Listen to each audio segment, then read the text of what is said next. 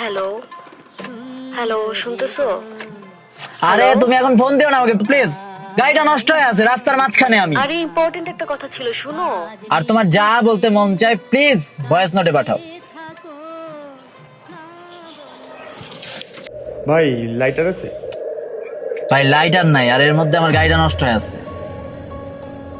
তাহলে চলেন আমি লাইটার খুঁজি আর আপনি মেকানিক খুঁজেন। কি ভাই গার্লফ্রেন্ড বেশি প্যারা দেয়? ভাই এই কথা আর জিজ্ঞেসই করেন না। ওর কথা শুনতে শুনতে এইটা করছো কেন ওইটা করছো কেন, এই পাগল হয়ে যাবো ভাই কোন দিন জানি। আমারও মাথাটা ধরা ফেলছিল সেম ভাই। অনেক প্যারা খাইছি, অনেক। 4 দিন আগ পর্যন্ত খাইছি। কি কি যে শুনছি আমি নিজেও জানি না, কিন্তু এখন আর শুনি না। ভাই কি এমন করছেন যে এরকম প্যারা দিতেছে না? এইভাবে আমি এই রাস্তা দিয়ে ওরে নিয়ে হাঁটছি, অনেক কিছু বলছিলাম। রাগারাগি কিন্তু সবসময় থাকে না।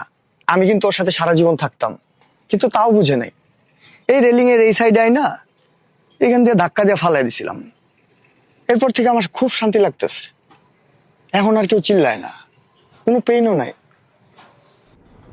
অনেক চিল্লাইছে, এখন আর কোনো মাথা ব্যথাও নেই। আপনি এটা ট্রাই করতে পারেন।